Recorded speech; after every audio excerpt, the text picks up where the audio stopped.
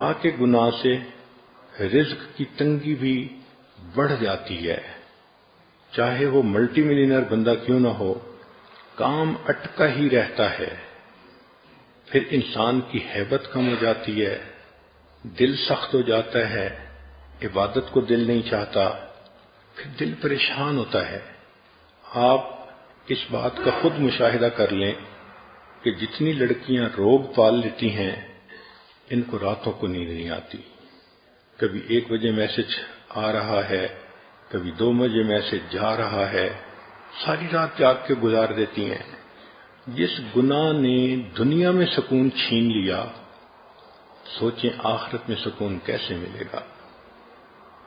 پھر پریشان ہو کے خود کہتی ہیں اس جینے سے تو مر جانا اچھا تھا، اب تو گھبرا کے یہ کہتے ہیں کہ مر جائیں گے، مر کے بھی چین نہ پایا تو کدھر جائیں گے۔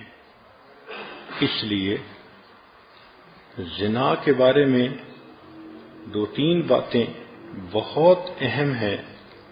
پہلی بات کہ حدیث مبارکہ سے پتہ چلتا ہے کہ جب کوئی شخص زنا کر رہا ہوتا ہے اس وقت وہ مسلمان نہیں رہتا، ایمان اس کے جسم سے نکل کے الگ ہو جاتا ہے، گویا زنا کرنے میں جتنا وقت گزرا وہ اتنا وقت کفر کی حالت میں گزر گیا، ایمان سے خالی گزر گیا۔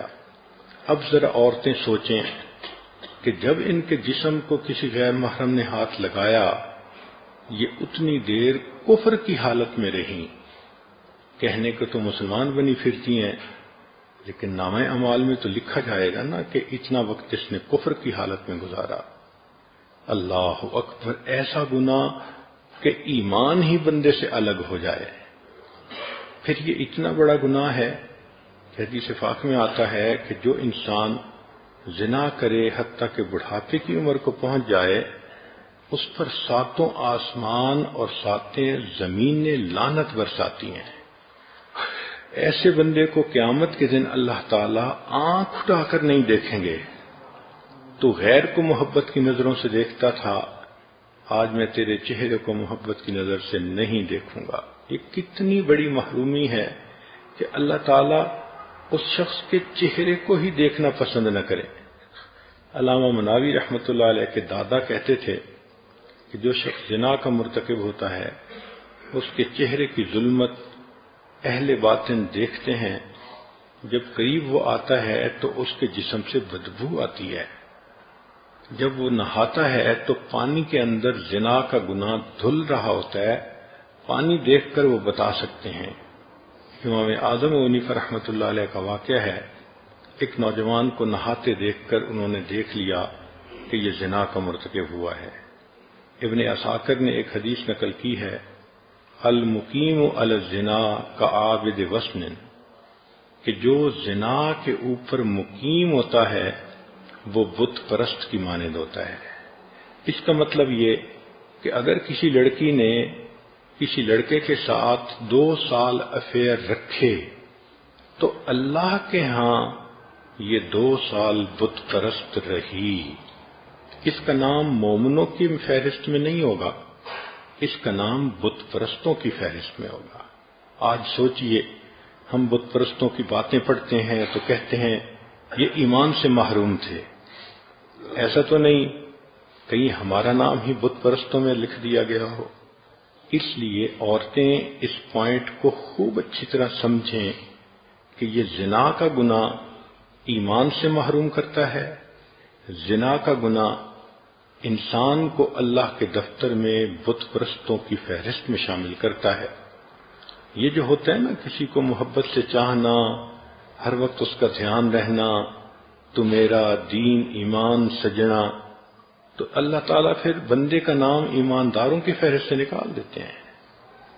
تو کتنی عجیب بات ہے کہ جس عورت کا افیئر 5 سال کسی کے ساتھ رہا، وہ 5 سال اللہ کے کاغذوں میں بت پرست بن کر رہی، وہ شرک کرتی رہی، وہ مومنہ نہیں تھی، وہ مشرکہ تھی۔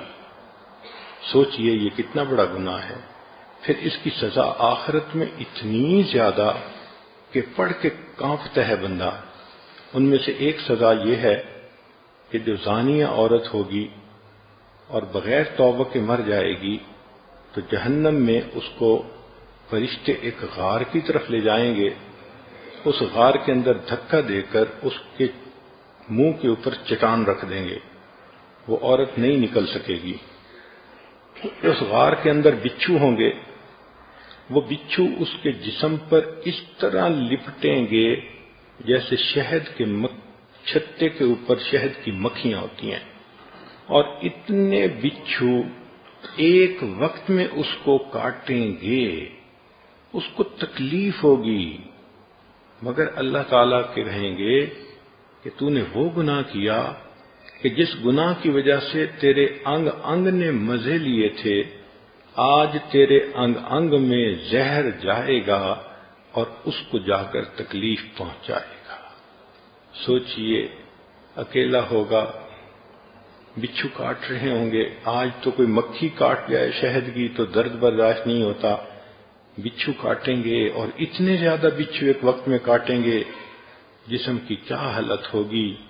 چند لمحوں کی لذت کی خاطر بندہ اللہ کے دربار سے دھتکارا جائے، بندہ اللہ کے نظر کے اندر مشرک بن جائے، بت پرست بن جائے، اللہ تعالی محبت کی نظر سے دیکھنا ہی پسند نہ کریں، تو ایسا گناہ کتنا بڑا گناہ ہے۔ اور پھر اس کی ایک اور دنیا کے اندر جو نحوست ہوتی ہے کہ اس گناہ کی وجہ سے میاں بیوی کے دلوں میں فاصلے آ جاتے ہیں۔ اللہ تعالیٰ اس گناہ سے بچنے کی توفیق عطا فرمائے۔